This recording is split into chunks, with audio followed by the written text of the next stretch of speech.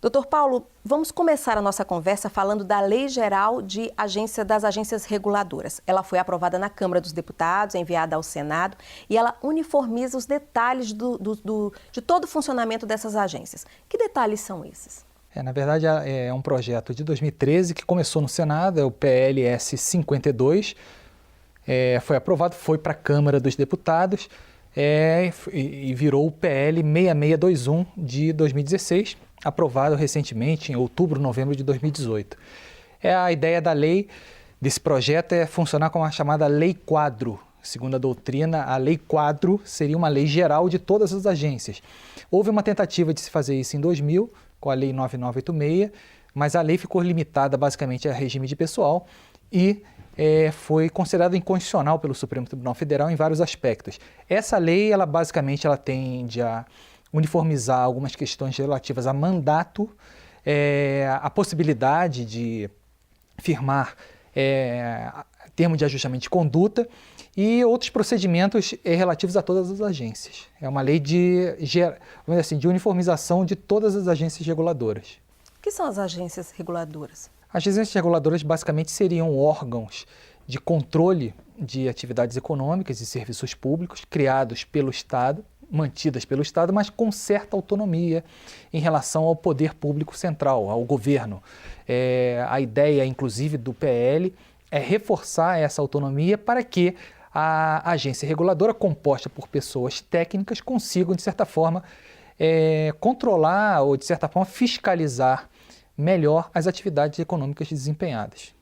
Esse PL ele diz o seguinte, que qualquer mudança ou criação de ato normativo de interesse geral dos agentes econômicos, consumidores ou usuários dos serviços prestados, essa mudança vai depender de análise de impacto regulatório.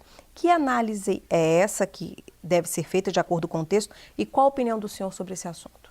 A ideia é que, como hoje se reconhece às agências reguladoras um poder normativo, um poder de criar normas, muitas vezes inovando em algumas questões da atividade econômica, essa análise de impacto regulatório serve para legitimar melhor os atos normativos. Seria, na verdade, uma espécie de consulta pública à sociedade sobre a criação de novos atos normativos ou a alteração dos atos normativos existentes.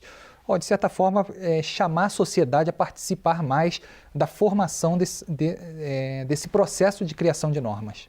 Pois é, com relação a esse tema foi aprovado um destaque, que revoga um dispositivo da Lei de Responsabilidade das Estatais e aí entra num detalhe, para permitir a indicação de parentes de até terceiro grau de autoridades para o Conselho de Administração. Na prática, significa o que com essa revogação? Na verdade, assim, esse é um tema bastante polêmico, que foi, inclusive, objeto de mudança no projeto e fez com que o projeto retornasse ao Senado Federal e já há algumas vozes no Senado Federal contrárias a essa modificação. Na verdade, o que o PL 6621 de 2016 faz é revogar uma proibição, que é a contratação de parente até terceiro grau, para evitar, de certa forma, uma influência política em tais agências reguladoras. De certa forma, se afastou essa proibição. Doutor Paulo, quais são as outras novidades que esse texto traz com relação a termos de ajustamento de conduta? A grande novidade em relação a esse tema é que as agências reguladoras poderão firmar termo de ajustamento de conduta com empresas daquela área regulada. Então, por exemplo, a Anatel, na área de telecomunicações, poderá firmar termo de ajustamento de conduta com empresas de telecomunicações. A mesma coisa poderá ser feita pela ANEEL em relação a empresas de energia elétrica e por aí vai. De certa forma, garante-se maior autonomia da agência reguladora no trato das questões econômicas e dos serviços públicos em geral.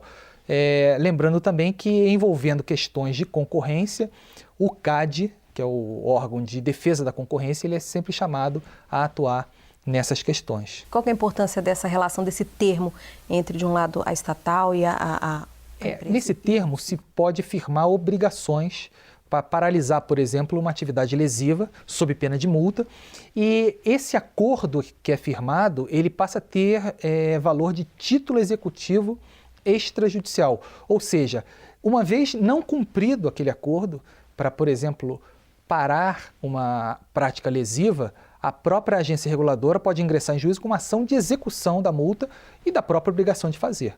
Ou seja, garante-se uma força maior às decisões tomadas pelo órgão regulador, que de certa forma é um órgão de fiscalização. Doutor Paulo, o que são ações coletivas? Ações coletivas nada mais são do que ações propostas pelo Ministério Público Federal ou por pessoas jurídicas de direito público ou associações, no sentido de defender interesses coletivos ou difusos, vamos dizer assim. E eu acho que a grande importância das ações coletivas é evitar a proliferação de ações individuais. E em qual situação resulta numa ação coletiva normalmente? Nós temos vários tipos de ações coletivas envolvendo interesses ambientais, é um tema bastante em voga, assuntos econômicos, da ordem econômica, defesa do consumidor, questões relativas à saúde. Podemos ter ações coletivas previdenciárias, direitos dos servidores públicos em geral, direitos coletivos ou mesmo individuais.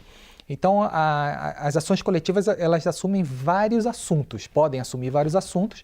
Considerando as competências da Justiça Federal, ela chega a julgar ações coletivas? Sim, inclusive, é importante falar, no âmbito da segunda região, pelo menos, existe uma provocação vinda do Ministério Público Federal no sentido de se especializar varas federais em ações coletivas, justamente pela importância desse tema e pela rapidez que se deve dar a esse tratamento. O senhor deu alguns exemplos, né, de assuntos que se tornam, provocam uma ação coletiva. E na Justiça Federal, quais são as maiores demandas?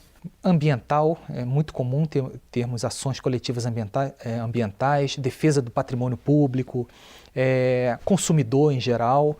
Nós temos ações coletivas envolvendo saúde, prestações de saúde, ou seja, ao invés de termos ações individuais de prestação de saúde, nós temos ações coletivas previdenciárias, que são julgadas pelas varas previdenciárias, evitando as várias ações individuais. Ou seja, os assuntos são ilimitados, mas sempre com foco em direitos coletivos ou individuais homogêneos.